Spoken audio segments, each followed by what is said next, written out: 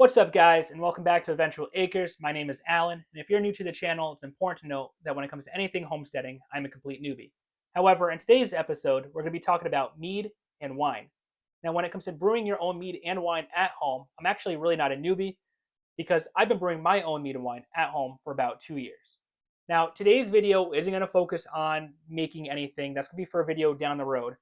Today's video is really going to be to give you the types of tools and equipment that you need if you want to get started in brewing your own mead and wine at home. Now, when it comes to making your own mead and wine, it's important to note that you need two things in order to get started. You need a yeast and you need some type of sugar. If you're making a wine, that's going to be your generic, regular white cane sugar. If you're making a mead, it's going to be honey. That's what differentiates the two. Mead essentially is a honey wine. Now, sometimes the sugar and the honey isn't enough of a food source for the yeast. Another item you might need is some type of yeast nutrient. There's different types of yeast nutrient out there. It doesn't really matter which one you use. There's Fermade O, there's Fermade K, and then I just use some type of generic yeast nutrient. It doesn't matter. So you have your three items, your yeast, your sugar, and if you need it, you got your yeast nutrient. Now, you need something to brew in, right? I like to use glass growlers or carboys, whatever you're familiar with calling them. It doesn't matter. You can also use some type of jar. It can be glass, it can be plastic. Again, it's a matter of preference. I use both. I've used plastic, I've used just a glass jar, I've used a glass growler. They all work the same, they all ferment in. They just have different purposes behind them. That's going to be for, again, another video down the road. I just want you to see that there's different tools that you can use for brewing in. It does not matter. Now, when you're brewing, there's going to be a lot of reactions going on. It's fermentation. There's going to be a lot of gas building up. But it's important to note that during fermentation, you need everything to be completely sealed off because you don't want bugs or types of germs or bacteria getting in there that are going to negatively impact your brew. So if you're using a glass carboy, a lot of people just use a bung to seal it off. I personally prefer the cap. It screws on, it prevents the bung from being shot out because, as I mentioned, there's going to be a lot of gas building up in here. If you're using the jar, again, most of them come on with a cap, but as I said, you want everything to be sealed off, but if there's gas building up, that's not good. That could, shatter the glass, or if you're using plastic, the plastic's going to expand. So you do need some type of way for that gas to escape. I use this type of airlock. There's also other kinds, most commonly this one. You're going to put that either in your bung or in your cap, and that is what allows gas to escape while also keeping a seal on your container. Now, with the airlock, you're going to want to fill it with some type of sanitizer or some type of cheap alcohol, because if bugs do work their way into your brew, or rather not really your brew, but your airlock, any type of sanitizer or cheap alcohol you have is what's going to kill the bugs or bacteria that you don't want getting into your brew. Now, because you have the airlock, any gas that builds up in here is going to push up this little plastic piece and allow air to force its way out through those tiny little holes. I don't know if you can see them well. With the other airlock that I use, same concept, except you don't have a little plastic piece that pushes up and down. It really just works its way up and down and out of the airlock. And again, as you can see, there's lines that tells you where to fill up with your sanitizer or your cheap alcohol, and that prevents bugs from getting in. Now, those are the basic tools that you need if you want to get started with mead and wine making. You've got some type of container to brew in, you've got your yeast, you've got your sugar.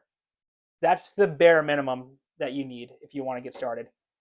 The airlock is important because you don't want things getting into your brew. There's other cheap ways of having an airlock. You can either use a plastic balloon with a hole in it, and that'll let the air escape and create some type of seal. I personally don't recommend it because if bugs are determined enough, they're going to work their way through that hole. There's chances for germs to get in there. I prefer the airlock. If you don't want to use it, it's your brew. If it goes south, that's on you. but I personally prefer to use the airlock as a safety precaution. Now, when you're brewing, you also want to make sure everything's clean because, as I mentioned, bacteria can ruin your brew. You're going to want to use some type of food grade restaurant sanitizer. I prefer to use Star San. It's what they use in brewing in a lot of the professional industries. It's what they use at restaurants. It's food grade. It's designed specifically for tools and equipment that is going to be coming in contact with some type of food or brew. You can probably get away with using your Dawn dish soap or whatever type of soap you use for dishes. I probably wouldn't use that.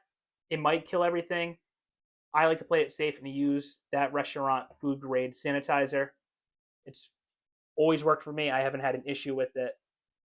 Again, your brew, you decide what you want to do. This is more of an introductory guide as to what you should use. Once you make your own brew, you can play with whatever you want. Now, two other tools that you're going to need for mead or winemaking, you don't necessarily need, but they make it so much easier. Now, if you want to know how much alcohol you have in your brew, you're going to want to use some type of hydrometer in your graduated cylinder.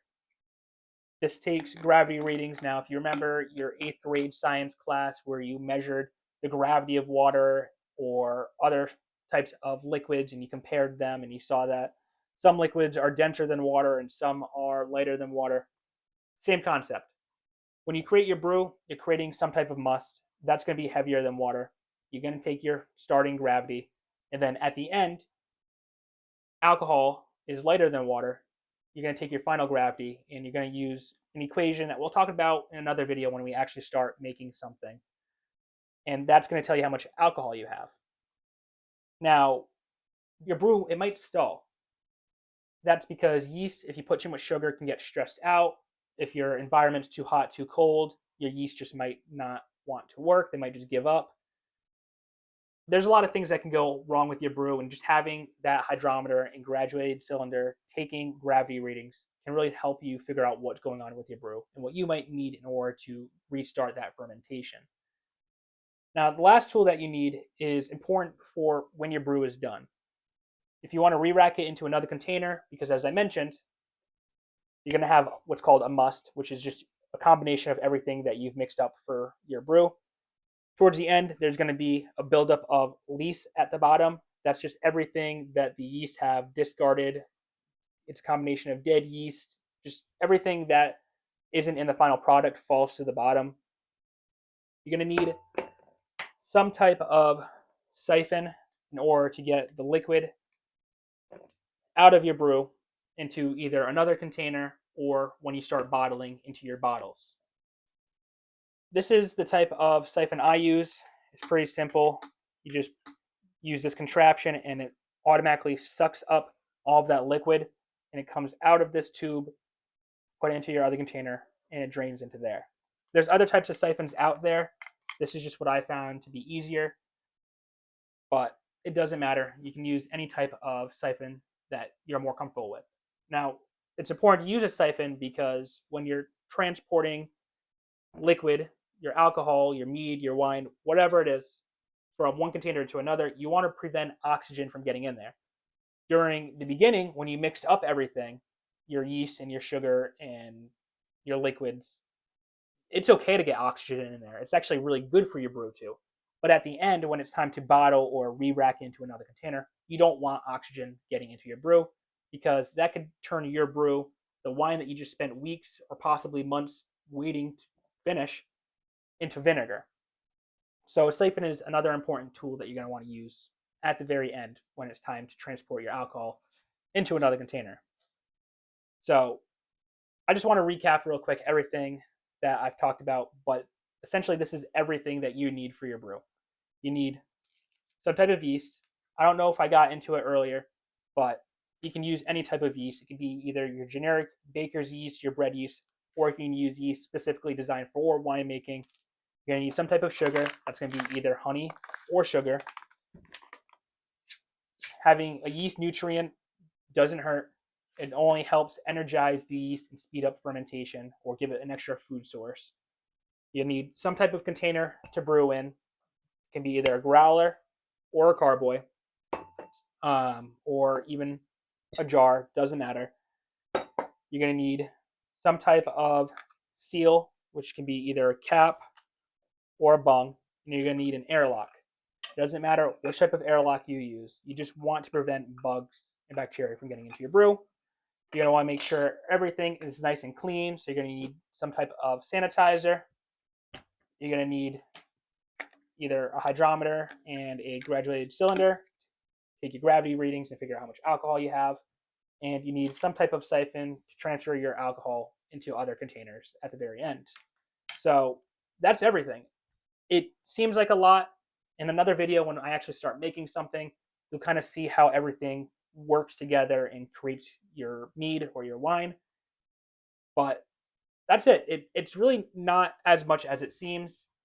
At the very beginning, when you're buying everything, it might look expensive, but it really is an investment. With these glass carboys, I've been using all of them for about 2 years now. I've made dozens of brews. They last. They don't break unless, obviously, if I just drop it on the floor, which I'm not planning on doing. It really is an investment. It might hurt the bank a little bit at the start, but down the road, after you've made a bunch of brews, it pays for itself. I can link everything in the comments below. I bought everything on Amazon. It doesn't really matter, but that is all I have for you guys today. If you enjoyed today's video, feel free to give it a like and a comment. And if you could subscribe, that helps me out a lot as it gets this video out to more people. But other than that, I will see you guys in the next video. Have a good one.